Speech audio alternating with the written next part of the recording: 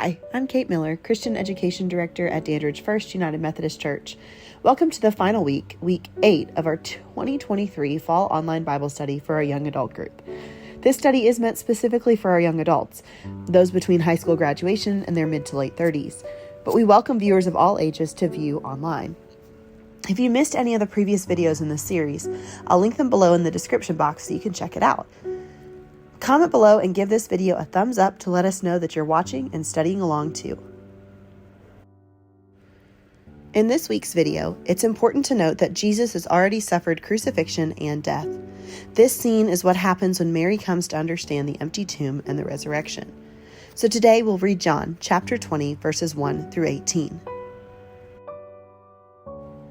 Let's go to the scripture together today. Early on Sunday morning, while it was still dark, Mary Magdalene came to the tomb and found that the stone had been rolled away from the entrance. She ran and found Simon Peter and the other disciple, the one whom Jesus loved. She said, "They have taken the Lord's body out of the tomb, and we don't know where they have put him." Peter and the other disciple started out for the tomb. They were both running, but the other disciple outran Peter and reached the tomb first. He stooped and looked in and saw the linen wrappings lying there, but he didn't go in. Then Simon Peter arrived and went inside. He also noticed the linen wrappings lying there, while the cloth that had covered Jesus' head was folded up and lying apart from the other wrappings. Then the disciple who had reached the tomb first also went in, and he saw and believed. For until then they still hadn't understood the scriptures that said Jesus must rise from the dead. Then they went home. Mary was standing outside the tomb crying. And as she wept, she stooped and looked in. She saw two white-robed angels, one sitting at the head and the other at the foot of the place where the body of Jesus had been lying. "Dear woman, why are you crying?" the angels asked her. "Because they have taken away my Lord," she replied, "and I don't know where they've put him."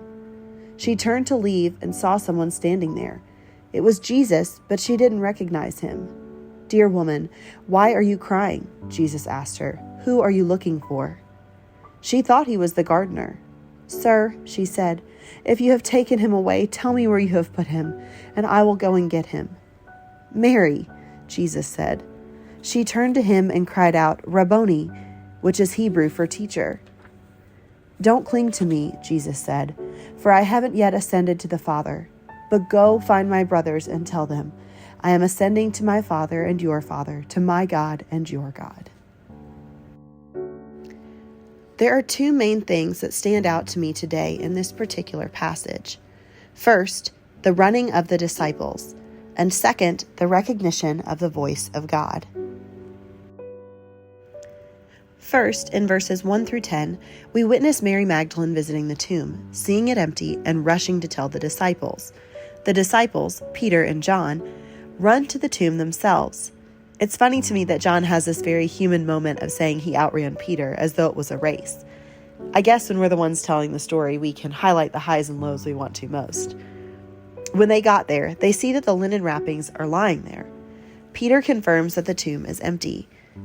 This passage begs the question, when someone tells us something new or unexpected about Jesus, do we run to him?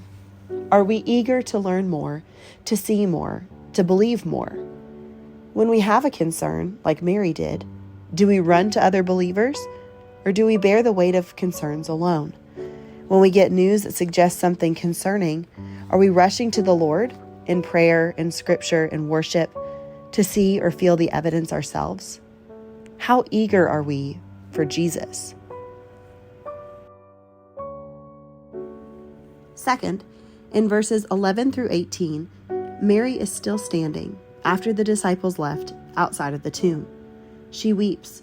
Jesus' body is gone, and she's heartbroken at what feels like loss on top of loss.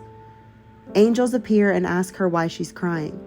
She answers that she's not sure where Jesus' body was taken. Then a man appears. She doesn't recognize his face and assumes he's the gardener. But then he speaks her name, and she recognizes his voice. She calls him teacher or rabbi, acknowledging who he is to her. And then she follows his instruction to tell the disciples that he, Jesus, is going to ascend to heaven. She hears his voice, recognizes it, and obeys it. Do we? Are we listening for the voice of Jesus? Would we recognize the stirring in our hearts as the voice of the Lord?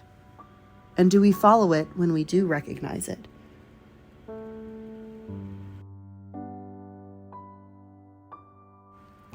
Thank you for joining us in this young adult study over the book of John.